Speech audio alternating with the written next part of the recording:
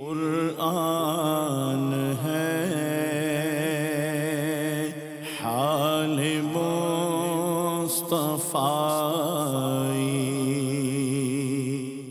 الحمدللہ رب العالمین والصلاة والسلام علی سید المرسلین، اما بعد فاعوذ باللہ من الشیطان الرجیم، بسم اللہ الرحمن الرحیم۔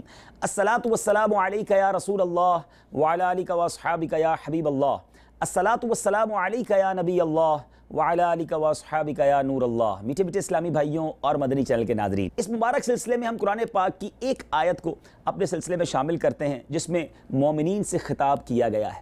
آج کون سی آیت کا ہم نے انتخاب کیا ہے؟ سبحان اللہ، پارہ ہے 26 سورہ حجرات، آیت نمبر 2۔ شاندار خوبصورت آیت، نبی پاک علیہ الصلوۃ والسلام کے در دولت پر پیارے آقا علیہ الصلوۃ والسلام کے دربار کے آداب کیا ہونے چاہیے ہمیں قرآن سکھا رہا ہے۔ آئیے پہلے تلاوت قرآن سنتے ہیں، پھر ترجمہ سنتے ہیں۔ يا أيها الذين آمنوا لا ترفعوا أصواتكم فوق صوت النبي ولا تجهروا له بالقول كجهر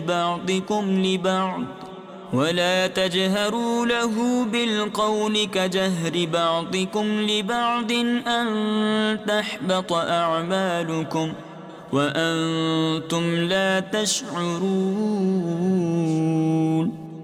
اے ایمان والو، اپنی آوازیں نبی کی آواز پر اونچی نہ کرو اور ان کے حضور زیادہ بلند آواز سے کوئی بات نہ کہو، جیسے ایک دوسرے کے سامنے آواز سے بات کرتے ہو کہ کہیں تمہارے اعمال برباد نہ ہو جائیں اور تمہیں خبر نہ ہو۔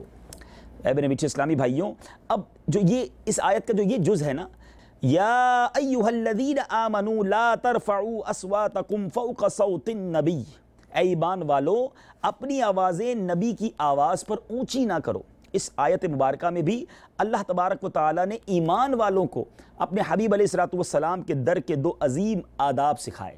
پہلا ادب یہ ہے کہ اے ایمان والو، جب نبی پاک علیہ الصلوۃ والسلام تم سے کلام فرمائیں اور تم ان کی بارگاہ میں کچھ عرض کرو تو تم پر لازم ہے کہ تمہاری آواز ان کی آواز سے بلند نہ ہو، بلکہ جو عرض کرنا ہے وہ آہستہ اور پست آواز سے کرو۔ دوسرا ادب یہ ہے کہ نبی پاک علیہ الصلوۃ والسلام کو ندا کرنے میں ادب کا پورا لحاظ رکھو، جیسے آپس میں ایک دوسرے کو نام لے کر پکارتے ہو، اور اس طرح نہ پکارو، بلکہ تمہیں جو عرض کرنا ہو وہ ادب و تعظیم اور توصیف و تکریم کے کلمات اور عظمت والے القابات کے ساتھ عرض کرو۔ سبحان اللہ، جیسے یوں کہو یا رسول اللہ صلی اللہ تعالیٰ علیہ وسلم، یا نبی اللہ صلی اللہ تعالیٰ علیہ وسلم، کیونکہ ترک ادب سے نیکیوں کے برباد ہونے کا اندیشہ ہے اور اس کی تمہیں خبر نہ ہوگی۔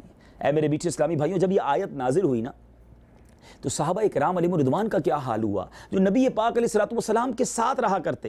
جب یہ آیت مبارکہ نازل ہوئی تو صحابہ اکرام علیہم رضوان بہت محتاط ہو گئے اور تاجدار رسالت صلی اللہ تعالیٰ علیہ وسلم سے گفتگو کے دوران بہت سی احتیاطوں کو اپنے اوپر لازم کر لیا تاکہ آواز زیادہ بلند نہ ہو جائے، نیز اپنے علاوہ دوسروں کو بھی اس ادب کی سختی سے تلقین کرتے۔ اچھا، صرف ظاہری حیات میں نہیں بلکہ وصال ظاہری کے بعد بھی روضہ انور پر جب جاتے تو بلند آواز نہ کرتے اور دوسروں کو بھی اونچی آواز کرنے سے منع فرماتے۔ یہاں اب چند واقعات عرض کرتا ہوں۔ حضرت ابوبکر صدیق رضی اللہ تعالیٰ عنہ فرماتے ہیں، جب یہ آیت یا ایہا الذین آمنوا لا ترفعوا اصواتکم فوق صوت النبی نازل ہوئی تو میں نے عرض کی، یا رسول اللہ صلی اللہ تعالیٰ علیہ وسلم، اللہ تعالیٰ کی قسم آئندہ میں آپ سے سرگوشی کے انداز میں بات کیا کروں گا۔ یار غار ہیں، یار مزار ہیں، سب سے قریبی صحابی ہیں، مگر ادب کا تقاضا، اب عرض کرتے ہیں حضور بس اب میں نے آپ سے جب بھی بات کرنی ہے، کچھ عرض کرنا ہے تو سرگوشی کے انداز میں کرنا ہے۔ حضرت انس رضی اللہ تعالیٰ عنہ فرماتے ہیں، جب یہ آیت نازل ہوئی تو حضرت ثابت رضی اللہ تعالیٰ عنہ اپنے گھر میں بیٹھ گئے اور اللہ تعالیٰ کے خوف کی وجہ سے کہنے لگے میں اہل نار سے ہوں۔ کچھ عرصہ گزر گیا اور یہ حاضر نہ ہوئے تو پیارے آقا علیہ الصلوۃ والسلام نے حضرت سعد بن معاذ رضی اللہ تعالیٰ عنہ سے ان کا حال دریافت فرمایا۔ انہوں نے عرض کی وہ میرے پڑوسی ہیں اور میری معلومات کے مطابق انہیں کوئی بیماری نہیں ہے۔ حضرت سعد نے جب حضرت ثابت سے اس بات کا ذکر کیا تو آپ نے کہا یہ آیت نازل ہوئی ہے اور تم لوگ جانتے ہو کہ میں تم سب سے زیادہ بلند آواز ہوں، اور جب ایسا ہے تو میں تو جہنمی ہو گیا۔ حضرت سعد رضی اللہ تعالیٰ عنہ نے یہ خبر نبی پاک علیہ الصلوۃ والسلام کو پہنچائی تو پیارے آقا علیہ السلام نے فرمایا وہ جہنمی نہیں بلکہ وہ جنت والوں میں سے ہے۔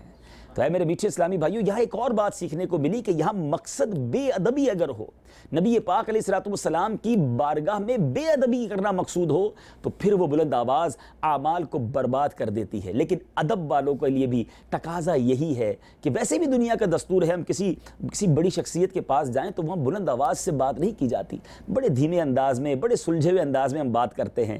تو دنیا کی ساری شخصیتیں، دنیا کے سارے تاجدار، دنیا کے سارے بادشاہ جس در کے گدا ہیں، اس شہنشاہ کے دربار میں اگر جائیں تو پھر ادب کیسا ہونا چاہیے۔ امام عشق و محبت اعلیٰ حضرت لکھتے ہیں نا، اس گلی کا گدا ہوں میں جس میں مانگتے تاجدار پھرتے ہیں۔ آئیے ایک اور واقعہ سنتے ہیں۔ ایک مرتبہ حضرت عمر فاروق رضی اللہ تعالیٰ عنہ نے مسجد نبوی شریف میں دو شخصوں کو بلند آواز سے بات کرتے ہوئے سنا۔ آپ ان کے پاس تشریف لائے اور فرمایا کیا تم دونوں جانتے نہیں کہ کہاں کھڑے ہو؟ پھر ارشاد فرمایا تم کس علاقے سے تعلق رکھتے ہو؟ دونوں نے عرض کی ہم طائف کے رہنے والے ہیں۔ ارشاد فرمایا اگر تم مدینہ منورہ کے رہنے والے ہوتے تو میں یہاں آواز بلند کرنے کی وجہ سے تمہیں ضرور سزا دیتا، کیونکہ مدینہ منورہ میں رہنے والے دربار رسالت صلی اللہ تعالیٰ علیہ وسلم کے آداب سے خوب واقف ہیں۔ اے میرے میٹھے اسلامی بھائیوں اور مدنی چینل کے ناظرین، ہمیں کیا سیکھنے کو مل رہا ہے کہ نبی پاک علیہ السلام کی حیات طیبہ میں بھی اور آج وصال ظاہری کے بعد جب دربار رسالت میں حاضری کا موقع جس کو ملتا ہے، اپنی آوازوں کو پست رکھے، ادب کا خیال رکھے۔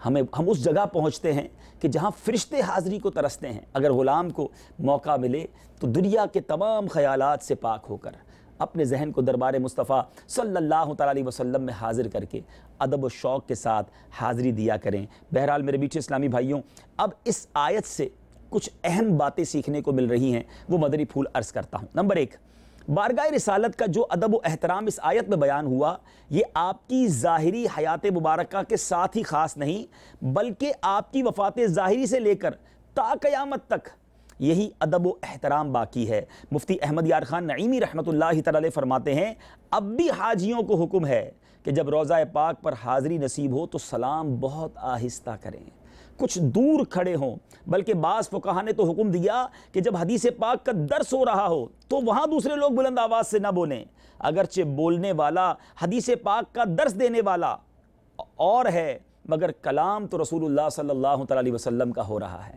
یعنی جب نبی پاک کی حدیث بیان کی جائے تب بھی آس پاس لوگ بلند آواز سے بات نہ کریں، کیونکہ حدیث تو کوئی اور بیان کر رہا ہے مگر کلام کس کا ہے، بات کس کی ہو رہی ہے، اس حدیث کا بھی ادب ہے۔ سبحان اللہ۔ ایک اور بات جو سیکھنے کو ملی کہ بارگاہ رسالت صلی اللہ تعالیٰ علیہ وسلم میں ایسی آواز بلند کرنا منع ہے جو آپ کی تعظیم و توقیر کے برخلاف ہو اور بے ادبی کے زمرے میں داخل ہے، اور اگر معاذ اللہ بے ادبی اور توہین کی نیت ہے پھر تو یہ کفر تک بات چلی جائے گی۔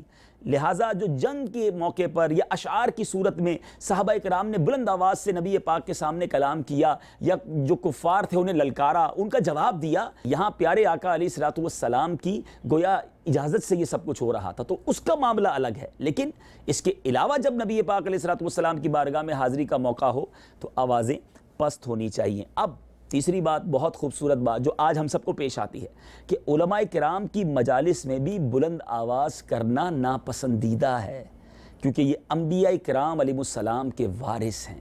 سبحان اللہ، کیا خوبصورت اس آیت سے ہمیں میسج مل رہا ہے۔ اور یہاں ایک بات آخر میں عرض کرنا چاہوں گا، دنیا کے بڑے بادشاہ ہیں، بڑی شخصیتیں ہیں، پرسنالٹیز ہیں، انہوں نے کسی نے اپنے آفس، اپنے سیکریٹریٹ یا اپنے محل، اپنے جناب جہاں وہ رہتے ہیں اس کے آداب خود ڈیفائن کی ہیں کہ بھائی وہاں کس وقت آ سکتے ہیں، کیسے آ سکتے ہیں، بعض اوقات ڈریس کوڈ بھی دیا جاتا ہے کہ اس لباس میں آ سکتے ہیں، ٹائم ٹیبل ہوتا ہے۔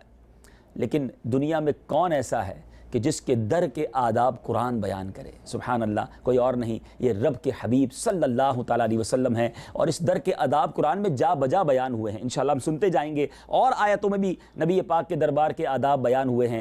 ایک دعا کرتے ہیں اس سلسلے کے اختتام پر، اللہ کریم ہم سب کو بار بار سرکار علیہ السلام کے روضے کی حاضری عطا فرمائے، مگر با ادب حاضری عطا فرمائے، با ذوق حاضری عطا فرمائے، سنت کے مطابق، آداب کے مطابق اور قرآنی احکام کے مطابق ہمیں نبی پاک کے در دولت کی حاضری عطا فرمائے، اور ایسی حاضری عطا فرمائے کہ نبی پاک علیہ السلام کے در دولت سے عشق رسول کی خیرات بھی مل جائے، ہماری مشکلیں بھی آسان ہو جائیں، اور نبی پاک علیہ السلام اپنے در کا ہم سب کو سچا غلام بنا لیں، آمین بجاہ النبی الامین صلی اللہ تعالیٰ علیہ وسلم۔ مدنی چینل دیکھتے رہیے، انشاءاللہ اگلے سلسلے میں ایک اور آیت قرآنی اس کی تلاوت، ترجمہ اور تفسیر لے کر حاضر ہوں گے۔ صلو علی الحبیب صلی اللہ تعالیٰ علی محمد صلی اللہ علیہ وسلم۔ قرآن ہے حال مصطفیٰ